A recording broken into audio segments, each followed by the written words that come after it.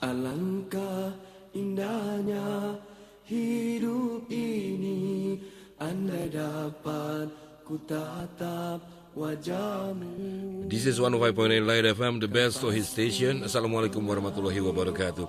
Well, Light Audience, ketemu lagi dalam berproses menuju kesejahteraan diri. Saya dan produser Jack Plum. Oke, segera menemui Anda bersama Siwa Agus Hidayat dalam berproses menuju kesejahteraan diri untuk edisi hari ini, hari Kamis tanggal 30 Oktober 2008. Dan di ujung telepon sudah tersambungkan dengan Siwo. Assalamualaikum Siwo. Waalaikumsalam warahmatullahi wabarakatuh. Iya, baik Siwo, kita langsung saja ya, terima telepon. Mr. Brian. Ya. Gimana? Mr. Jack. Oh iya. Dan Mr. Brian. Jack Plum. Siwo, kita coba terima penelpon pertama Siwo ya. Silakan di 021-633-2705. Anda yang bisa mendengar kami melalui Indovision channel I204 atau juga live streaming di www.lightfmjakarta.com. Silakan ya. 021-633-2705. Assalamualaikum. Halo, assalamualaikum. Waalaikumsalam. Dengan siapa ini? Dengan Hajirin Tangerang. Mas Hajirin. Kabarnya baik Mas? Alhamdulillah baik selalu. Oke, silakan Mas. Halo, assalamualaikum Mas Iwo. Waalaikumsalam warahmatullahi wabarakatuh. Mas Hajirin masuk. Langsung saja Siwo. Allah itu tak terbatas, sedangkan saya itu terbatas. Pertanyaannya bagaimana hubungan antara terbatas dan tidak terbatas itu gitu. Maksudnya hubungan saya yang terbatas dengan yang tak terbatas itu gimana gitu. Dengan Allah ya? Kemudian sharingkan mengenai ini ada 7 langit dan 7 bumi gitu. Apa itu? 7 langit dan 7 bumi. 7 langit itu kan di Al-Quran itu ada. Iya, oke, makasih Mas Hajirin. Gitu aja, terima kasih sih. Wassalamualaikum. Waalaikumsalam warahmatullahi wabarakatuh. Monggo sih Iya. Kepada seluruh Light Audience serta seluruh staf dan keluarga besarnya, Assalamualaikum warahmatullahi wabarakatuh. Bismillahirrahmanirrahim. Walhamdulillahirrahmanirrahim. Wassallallahu ala Muhammadin wa alihi tahirin. Wala hawla wala quwata illa billahil aliyyil azim. Light Audience, ketemu lagi, sering kembali sebagaimana biasa. Jangan tergesa-gesa diterima, jangan tergesa-gesa ditolak. Saya di sini duduk berposisi sebagai teman sharing Anda, bukan sebagai narasumber atau rujukan. Apa yang akan saya sharingkan di sini terbatas, sangat terbatas dengan apa yang sudah baru saya pahami sementara ini. Saya masih tetap dalam berproses. Sebagaimana yang sering kita lontarkan di sini, formula-formula yang antara lain mendapat jalan keilmuan, taati kebenaran yang sudah difahami saat ini, sambil mencari kebenaran yang lebih tinggi, dan kemudian manakala sudah mendapatkan kebenaran yang lebih bermutu, lebih tinggi, kita berpindah dari kebenaran kemarin ke kebenaran sekarang, dan dari kebenaran sekarang ke kebenaran besok, sehingga kita akan selalu berproses dan tiada henti. Semoga dengan sharing ini tidak sekedar kita bernuansa-nuansa sharing saja, tapi mudah-mudahan bisa membuahkan percikan-percikan nilai spiritual yang bisa mendewasakan pribadi kita, yang bisa semakin menyejukkan hati kita, semakin menenteramkan kehidupan kita. Dan itu hanya bisa didapat manakala kita memasukkan gizi spiritual. Salah satu syarat untuk bisa mentransfer dari yang sekedar sharing wawasan dan lain-lain ke bentuk spiritual adalah benarnya niat. Semoga kita semakin mampu untuk waspada terhadap niat kita dalam seluruh aktivitas kita 24 jam sehari. Lihat Audience, kita masuk yang pertama dari Mas Hajirin di Tangerang. Beliau mengangkat permasalahan bahwa Allah itu tak terbatas dan kita terbatas. Bagaimana hubungan antar keduanya? Hubungan itu ada dua sepanjang yang saya tahu secara yang paling global, yaitu hubungan yang dari atas ke bawah, yaitu dari Allah ke makhluknya, ke hambanya, dan ada hubungan dari bawah ke atas, dari hambanya kepada Tuhannya.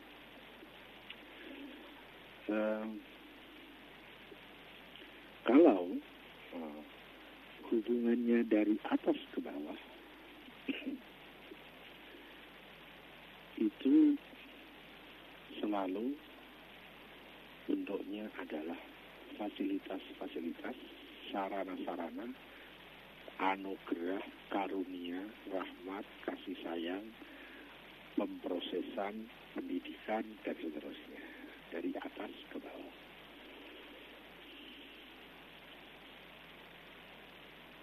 Dari atas ke bawah selalu memancarkan karunia-karunia, rahmat-rahmat, memancarkan hak-hak bagi makhluknya. Sementara kalau dari bawah ke atas,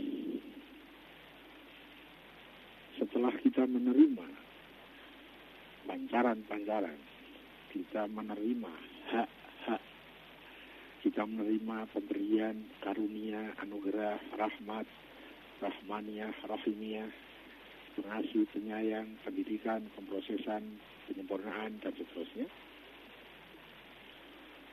Hubungan kita ke atas yaitu menfungsikan pemberian itu sebagaimana fungsi kita diberi.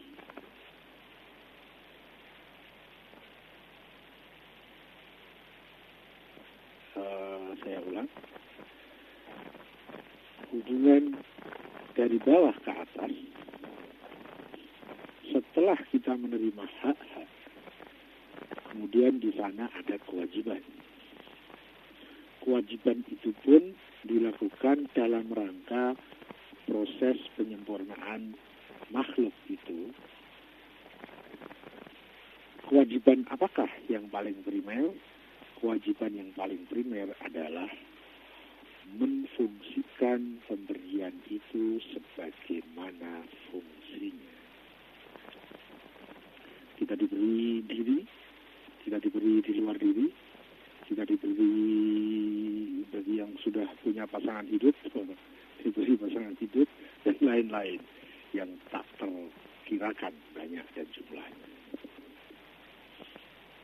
Nah, itu satu hal. Hal lain,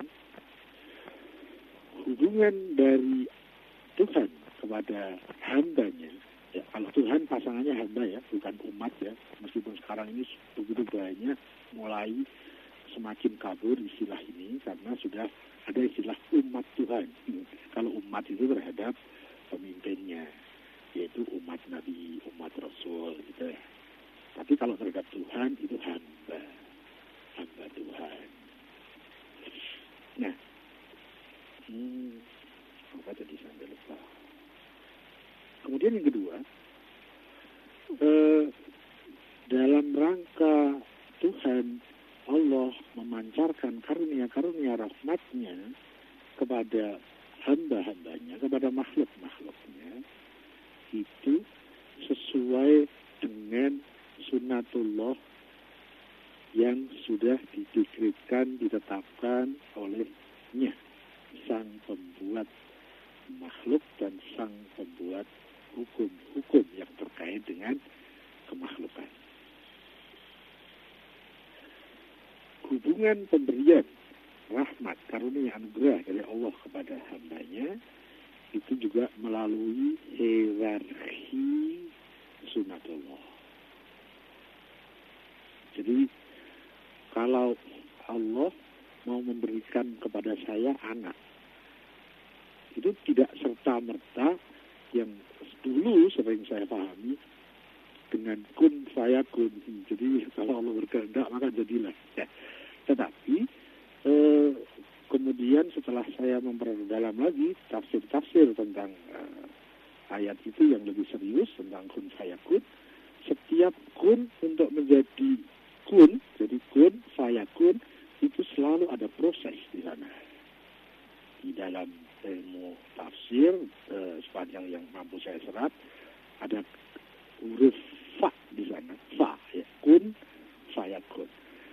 Nah, dari kehendak kemudian menjadi, Allah menghendaki memberikan saya seorang anak.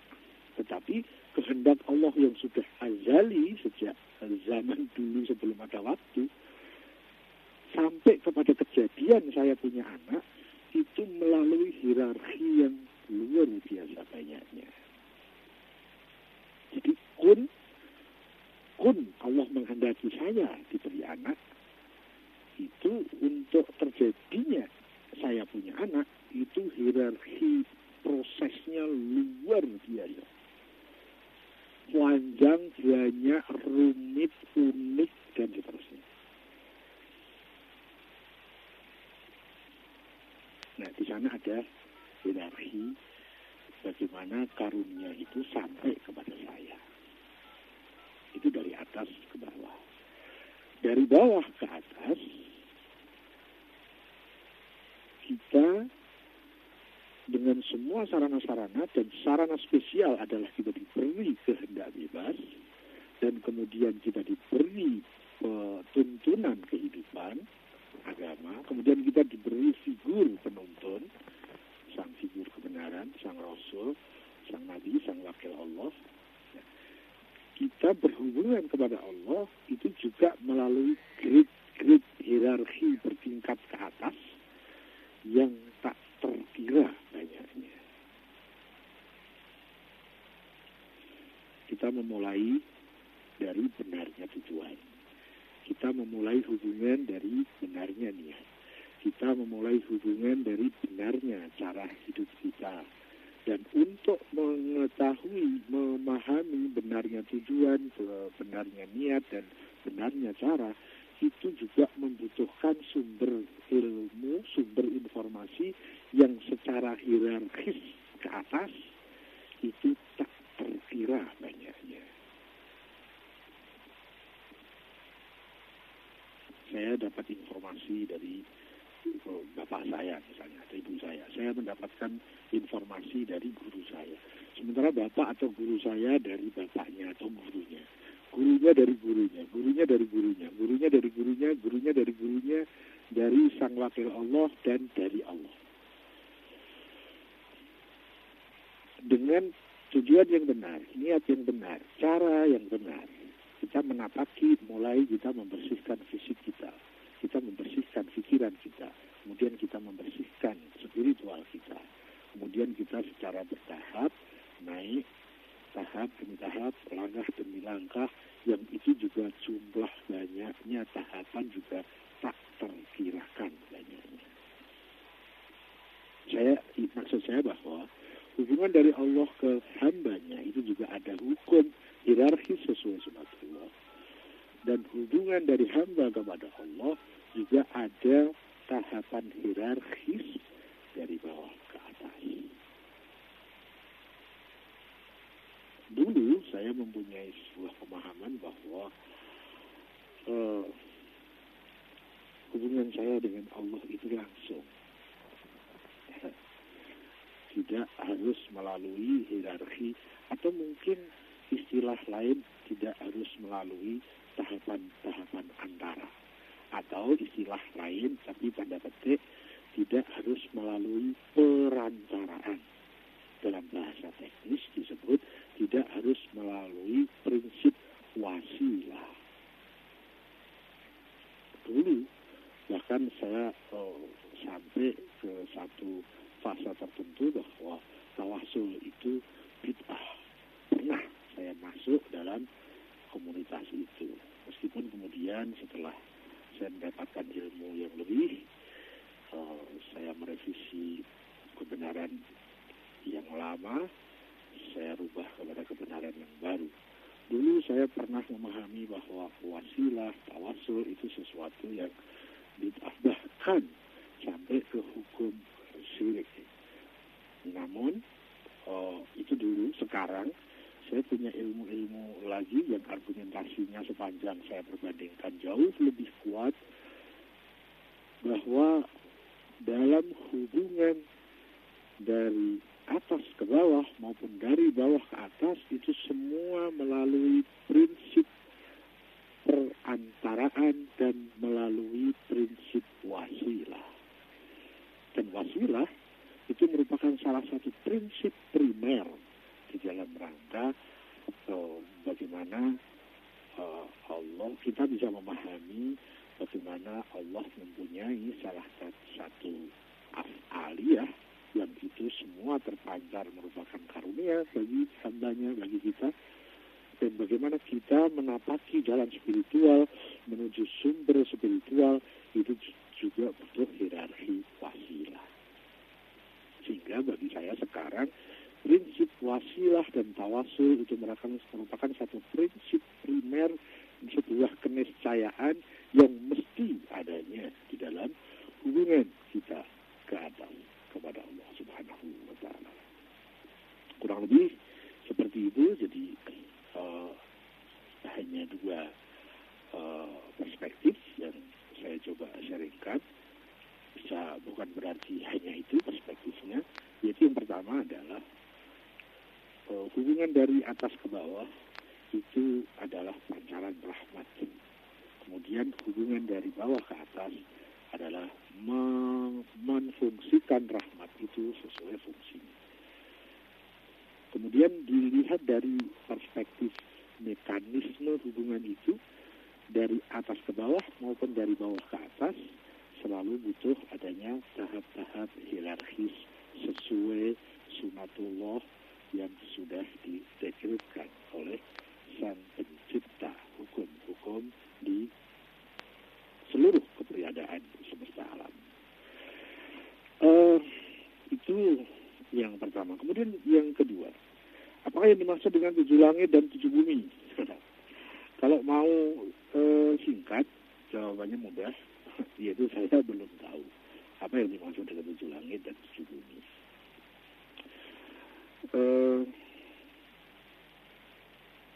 Ya, dibaca deh. Jadi yang kedua, saya mohon maaf, saya belum tahu apa yang dimaksud dengan 7 bumi dan 7 langit. Kemudian, Mr. Ben, saya kembali ke penjenengan. Iya, baik, terima kasih Siwo. Yang lainnya masih saya tunggu ya. Silakan di 0216332705. Assalamualaikum. Waalaikumsalam. Dengan siapa ini? Dengan Jati, Pak. Di Mas Tomang. Jati di Tomang. Silakan Mas. Mas siapa ya? Mas Jati. Assalamualaikum Pak Siwo. Mas Jati. Siwo Mas Jati namanya ya. Di Tomang, silakan. Assalamualaikum Siwo. Waalaikumsalam warahmatullahi wabarakatuh. Lanjut. Saya mau tanya dua pertanyaan mungkin. Yang pertama, saya pernah mendengar ini ada kalau ilmu Allah itu akan sedikit demi sedikit berkurang, hilang gitu, seiring dengan meninggalnya para ulama. Sedangkan kita yang hidup pada zaman ini, kita kan tentunya selalu ke Al-Quran dan Sunnah Rasul. Nah, tentang apakah sudah benar gitu apa yang kita jalankan sekarang ini sesuai dengan Sunnah dan Rasul gitu. Dengan statement yang pertama tadi saya itu.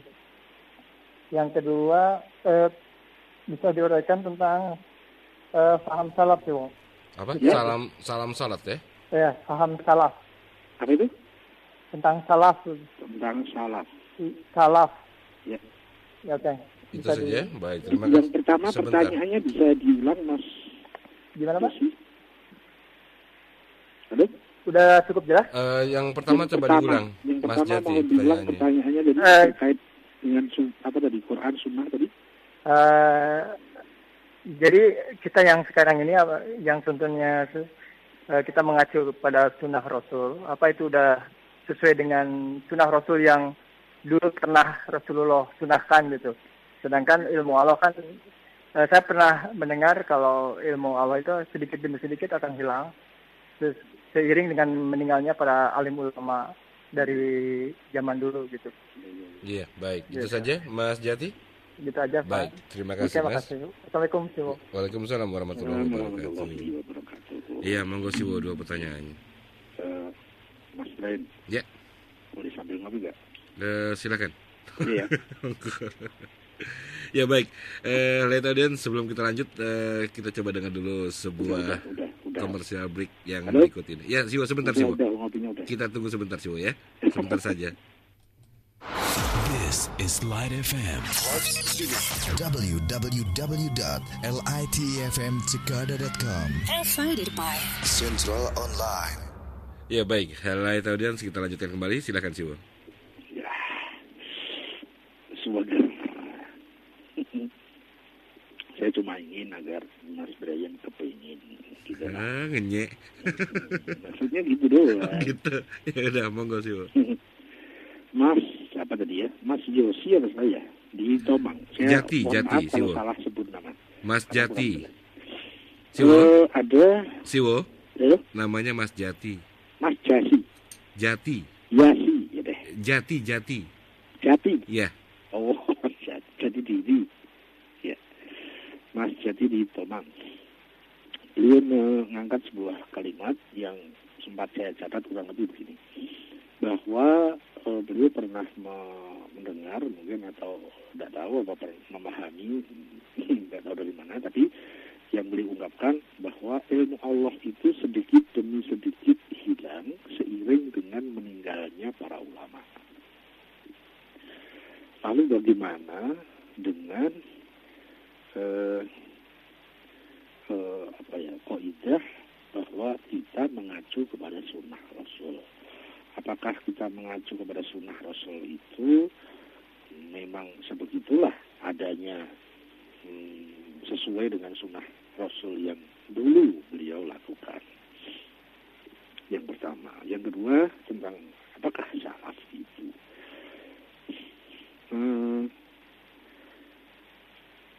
Saya tertarik dengan ada sebuah ungkapan bahwa ilmu Allah itu sedikit demi sedikit hilang.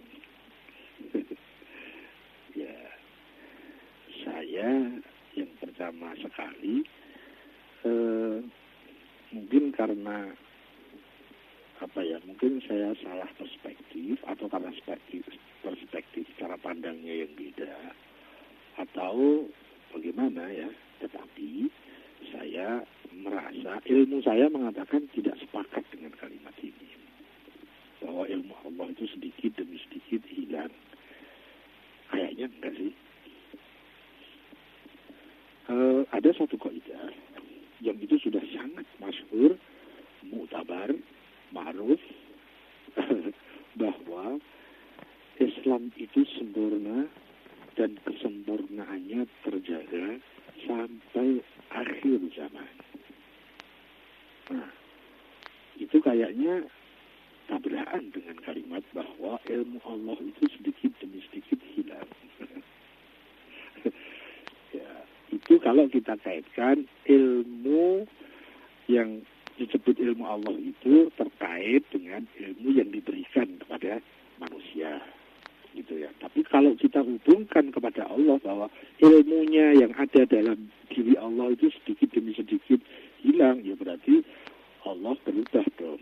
Allah dari sempurna menjadi sedikit demi sedikit kesempurnaannya berkurang. Itu kalau kita kaitkan dengan kedirian Allah. Tapi itu tidak mungkin kan?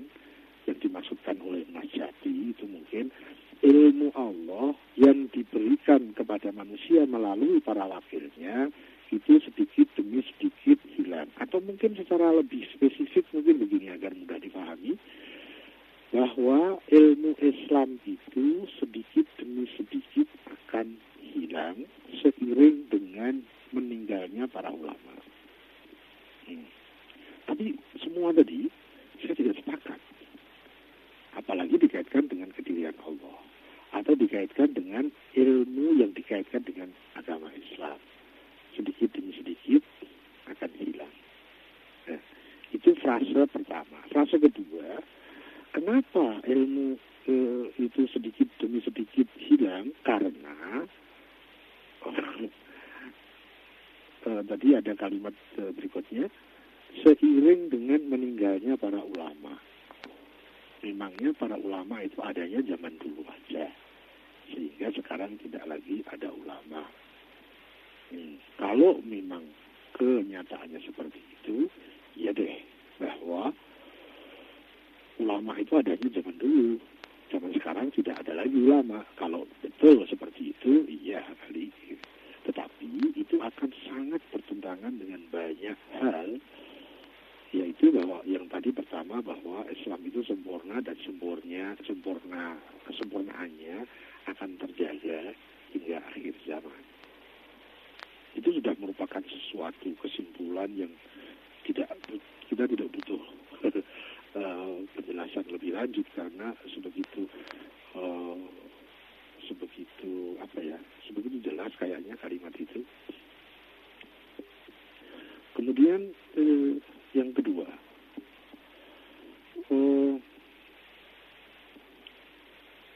saya juga tidak sepakat kalau ulama itu makin lama makin sedikit, satu, atau ulama itu karena adanya hanya di masa lalu saja, sehingga sekarang itu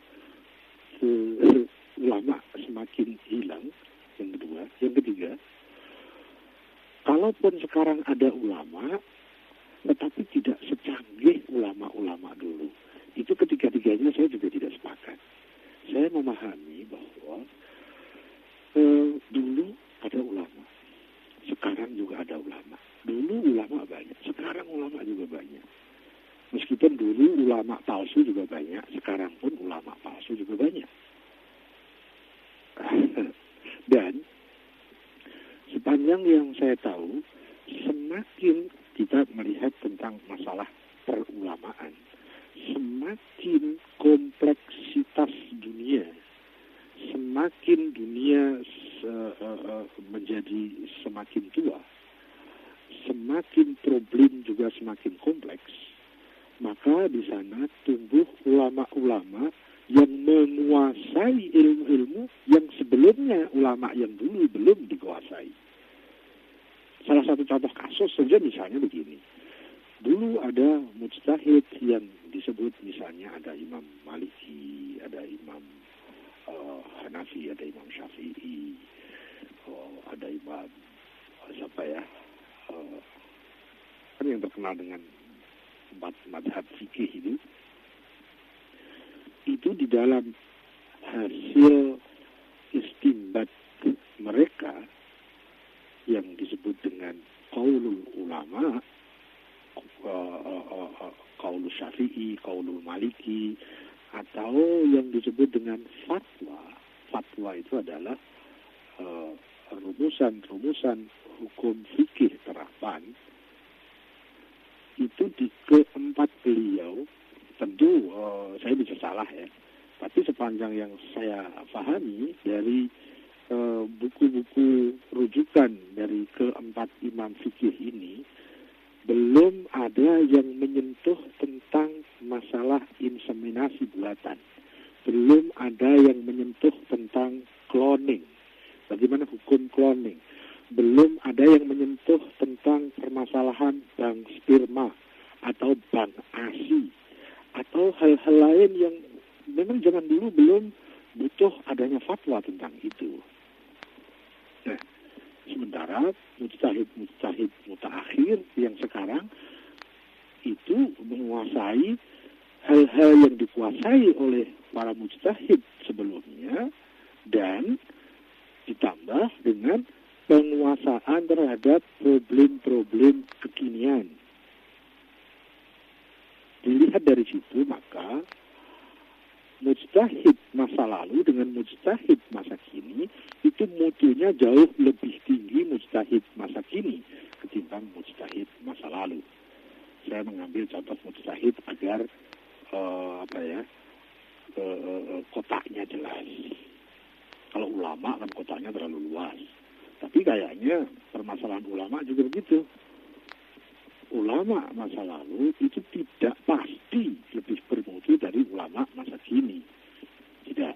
Karena mutunya kepribadian seseorang itu tidak ditentukan masa dulu atau masa sekarang, tetapi ditentukan oleh mutu perjuangan ke masing-masingnya. Ya.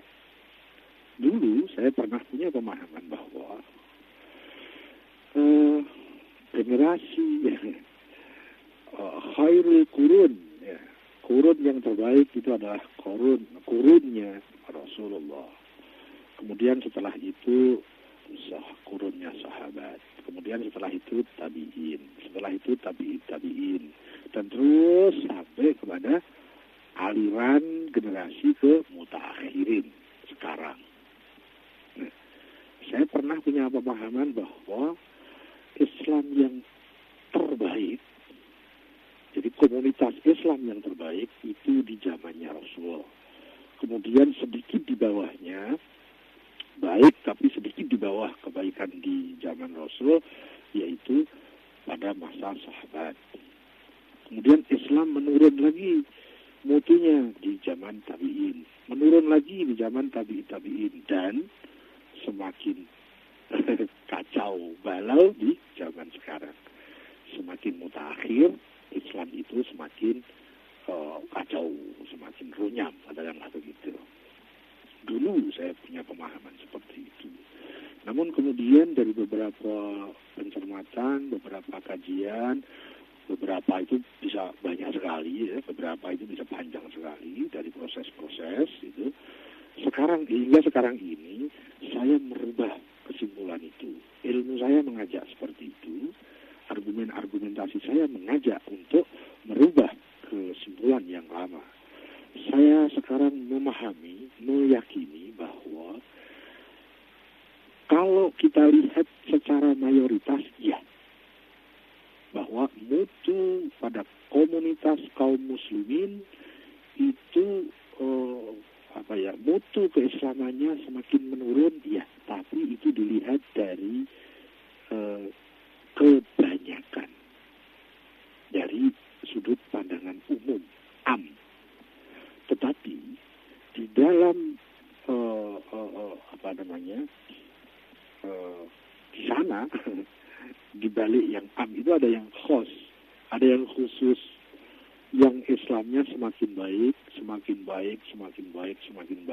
dan nanti akan menemukan komunitas yang sempurna, yang kemudian bisa menegakkan kejayaan, kebenaran Islam itu ada di akhir zaman. Nah, ya kan? Kesempurnaan itu ada di akhir kan, bukan di awal. Nah, tapi pemahaman saya yang pertama tadi kebalik. Jadi dulu pada zaman Rasul itu komunitasnya sempurna, kemudian hancur, semakin hancur. Terus kapan kemudian disebut kejayaan kebenaran? Bahwa kebenaran akan menjadi supremasi dari seluruh sudut alam dunia ini. Akhirnya tidak pernah ada, kan? Padahal kita sangat tahu persis bahwa lakon itu menangnya pasti di belakang. Kejayaan itu pasti di belakang. Kesempurnaan itu pasti di belakang, bukan di depan. Nah, jadi saya juga akhirnya punya perubahan dari mindset terkait dengan itu, bahwa Islam diletakkan sebagai agama yang sempurna itu oleh Rasulullah Shallallahu Alaihi Wasallam, ya. Tetapi kemudian dia teraplikasi di dalam sebuah komunitas masyarakat. Ada masyarakat khusus yang mutu keislamannya semakin baik, dan komunitas itulah nanti yang akan membawa kejayaan kebenaran sebagai supremasi di seluruh sudut alam dunia ini.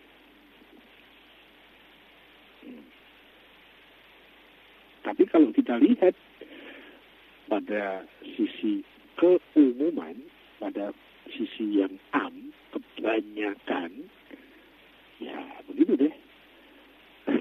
Kayaknya semakin kacau saja nih.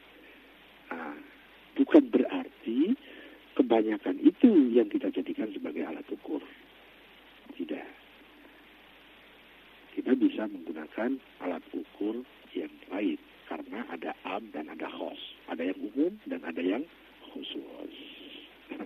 Kalau Islam ini semakin hancur, ilmu Islam semakin hilang, dan ulama itu juga semakin berkurang, terus kapan itu katanya dijanjikan bahwa kejayaan kebenaran itu ada di belakang? Kan? Begitu banyak riwayat-riwayat hadis yang menyatakan bahwa generasi terbaik yang disebut umat terbaik itu ada di belakang, bukan di depan. Ya, kurang lebih seperti itu yang saya pahami. Jadi saya mohon maaf kepada Mas Zaki, nggak boleh sangat maaf, nggak apa-apa kan, kita berbeda pendapat. Yang penting mari kita komparasikan, mari kita bandingkan argumentasinya. Nah, kalau kemudian tentang bagaimana dengan kita ini mengacu kepada sunnah Rasul, ya, kalau kita bicara tentang sunnah Rasul, siapa yang tahu tentang sunnah Rasul? Kita kan tahu tentang sunnah Rasul dari hadis-hadis. Ya. Hadis adalah riwayat tentang sunnah Rasul. Sunnah Rasul itu banyak sekali dan tidak mungkin tercakup semua di dalam hadis. Karena sunnah Rasul itu seluruh perilaku Rasulullah Shallallahu Alaihi Wasallam yang lahiriah maupun yang batiniah. Nah, apakah semua perilaku, khususnya perilaku yang batiniah Rasul, apakah semua bisa tercover dalam riwayat-riwayat hadis? Itu satu hal.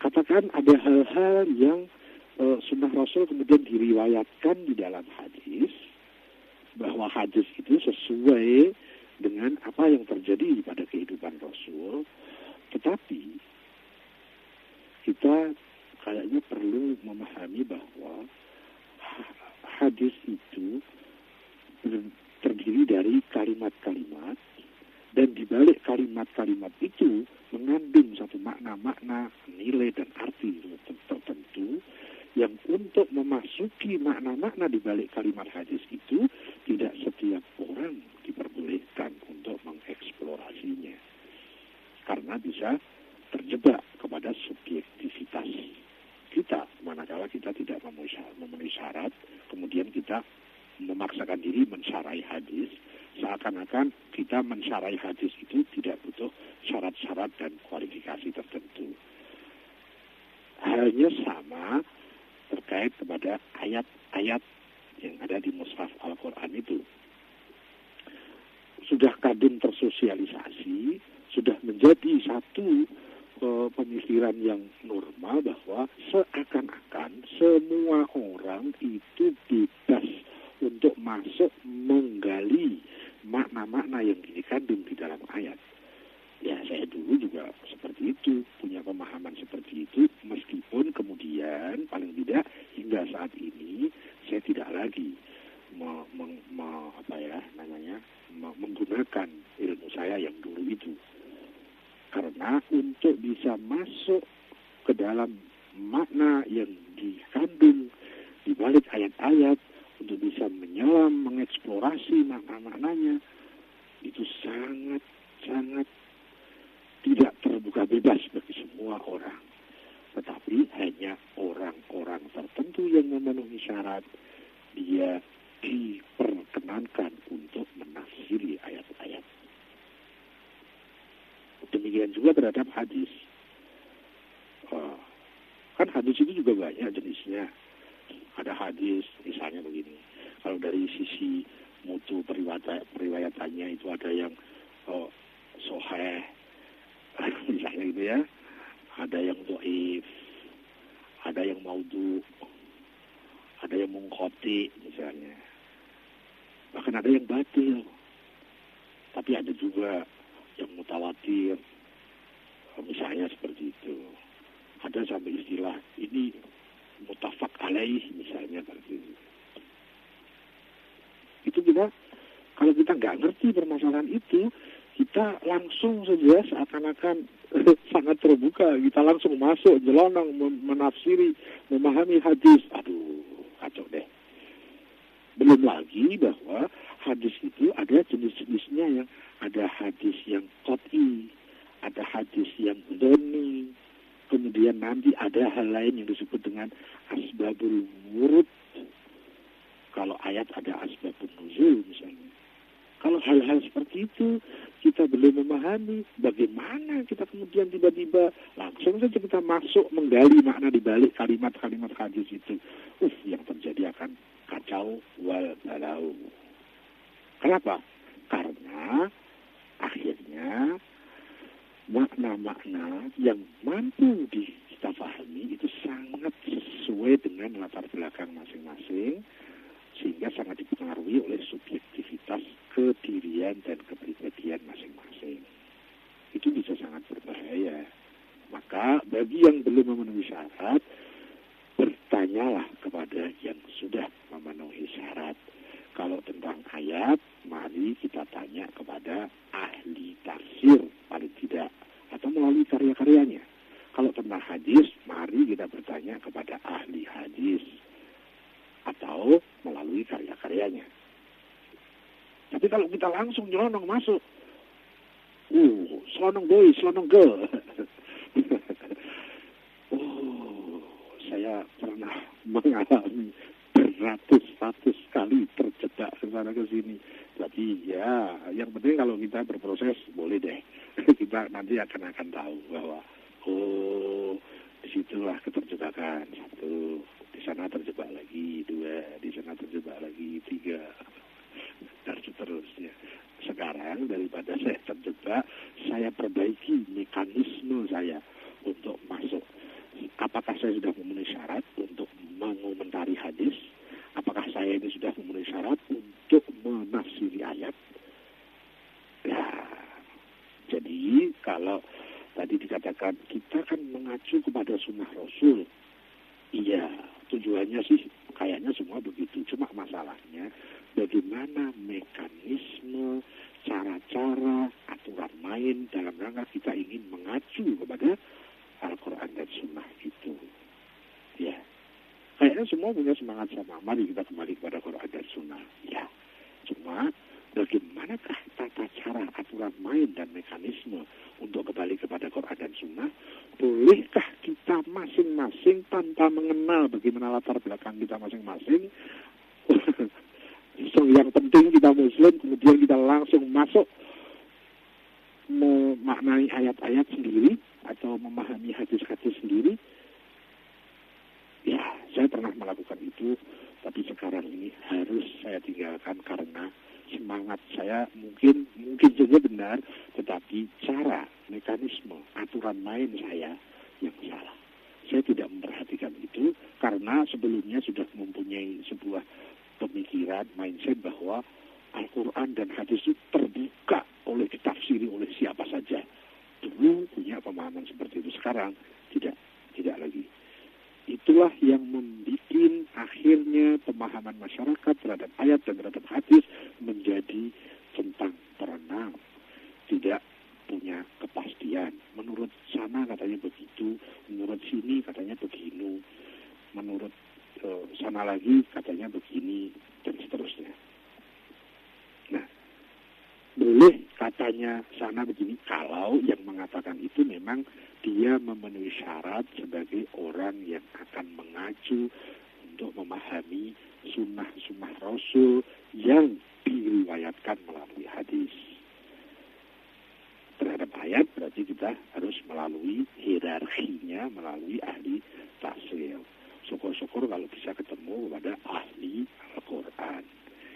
Ya, kurang lebih seperti itu. Nah, kemudian yang kedua tentang masalah salaf. Sepanjang yang saya tahu, salaf itu dia mempunyai sebuah konotasi yang full khair. Jadi konotasinya itu penuh dengan kebaikan, tidak ada konotasi buruk.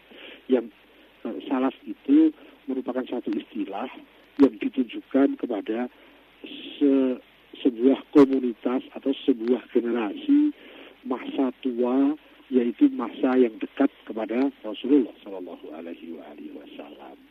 Nah, generasi itulah yang kemudian terkait dengan istilah yang disebut dengan salaf. Itu yang saya pahami. Ya, sekarang bahkan menjadi nama sebuah komunitas bahwa ini kelompok salafi, misalnya gitu ya. Ada majalah, misalnya ini majalah salafi. Ya. Maksudnya ingin kembali kepada Quran dan Sunnah melalui perantaranya itu para salafus soleh, para salaf orang-orang soleh masa lalu, kurang lebih seperti itu deh. Nah, kayaknya istilah ini sangat terkait dengan adanya pengkategorian bahwa ini zaman sahabat, zaman Rasul, zaman sahabat, zaman tabiin, tabiin sampai ke mutaakhirin. Nah, salaf itu bukan yang mutaakhirin, kurang lebih seperti itu. Tetapi saya tidak tahu persis batasan yang disebut salaf itu, batasannya dari sejak mana sampai kapan, kemudian kualifikasi yang mana yang kemudian disebut ini masuk salaf dan itu tidak. Nah, itu yang saya belum tahu persis. Tetapi yang saya pahami salaf di sana pasti ada sahabat-sahabat besar itu masuk kepada yang dimaksud dengan istilah salaf. Ya, kayaknya ini masih debatable deh tentang salaf itu. Tapi juga ada yang memakai istilah ini, tapi ada juga komunitas-komunitas tertentu yang tidak menggunakan istilah ini. Kayaknya begitu. Tadi Mas Jati, terima kasih. Saya kembali dulu kepada Mr. Jack and Mr. Brian. Iya, baik, terima kasih Siwo. Kita masih punya waktu sekitar 8 menit di sesi ini dan kita coba terima satu penelpon terakhir ya. Silakan di 0216332705. Assalamualaikum. Assalamualaikum. Waalaikumsalam, dengan siapa Pak? Dengan Pak Edo. Pak Edo? Iya. Pak Edo bisa dikecilkan suara radionya Pak? Bisa Pak. Ya, silakan. Pak Edo di mana? Di Tangerang Pak. Di Tangerang, silakan Pak Edo. Assalamualaikum Siwo. Waalaikumsalam warahmatullahi wabarakatuh. Sebelumnya saya ucapkan terima kasih nih Siwo. Saya bisa ikutan di acara ini. Saya ingin bertanya Siwo. Halo. Ya, silakan Pak Edo, dipersingkat pertanyaannya. Apa yang dimaksud dengan hukum tasri'i? Hukum tasri'i ya. Terus? Dan hukum takwini. Takwini ya. Iya. Iya, baik. Terima kasih Pak Edo. Oke, makasih. Assalamualaikum. Waalaikumsalam warahmatullahi wabarakatuh. Dua pertanyaan Siwo, apa yang dimaksud dengan hukum tasri'i dan takwini? Apakah hukum tasri'i dan apakah itu hukum takwini?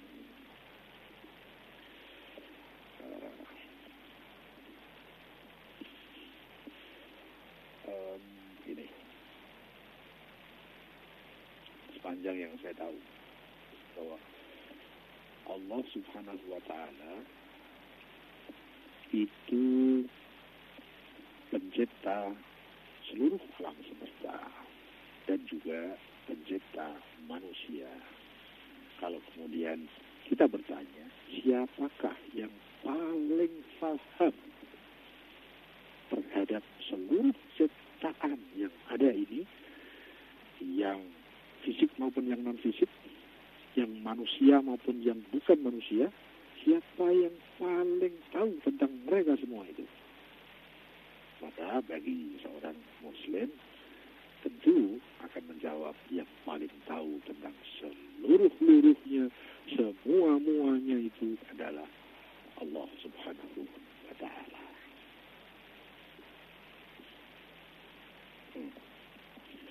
Kemudian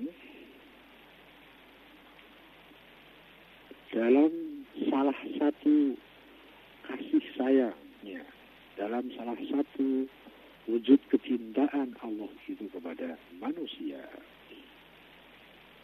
maka selain manusia diberi kehendak bebas untuk menentukan nasib masa depannya, Allah juga memberikan kompas, memberikan peta, memberikan rumus-rumus dan memberikan aturan-aturan kehidupan. Seluruh aturan itu yang nanti dalam permasalahan ini akan kita sebut sebagai hukum. Hukum itu merupakan sebuah aturan main. Gitu. Nah, siapa yang mampu membuat hukum yang pasti benar, tentu hanya bisa dibikin oleh orang yang paling tahu, yang paling mampu membuat hukum bagaimana merawat mobil Mercy yang baik. Ya tentu pabriknya dong, karena dia yang paling tahu, gitu ya. Siapa yang paling bisa dengan tepat untuk membuat aturan bagaimana misalnya aturan-aturan komputer itu, ya tentu sang pembuat komputer itu. Bagaimana seandainya ada seorang tukang batu yang dia dengan niat baiknya dia cukup pede ikut merumuskan aturan-aturan main komputer, apa kira-kira yang terjadi? Ya. Manakala kita tidak tahu persis tentang bagaimana kesemestaan ini, bagaimana antara masa lalu, masa kini, dan masa depan itu sampai kemana, bagaimana tentang periada-periada yang sifatnya fisikal dan non-fisikal, bagaimana tentang hubungan antara satu dengan yang lain, bagaimana antara hubungan antara manusia dengan alam, antara manusia dengan entitas lain semacam jin, malaikat, dan lain-lain. Kalau kita tidak mengetahui itu, bisakah kita membuat hukum yang terkait dengan itu semua? Kayaknya jawabannya mudah deh. Kalau tahu saja tidak, bagaimana bisa untuk merumuskan hukum? Gitu kan? Ya.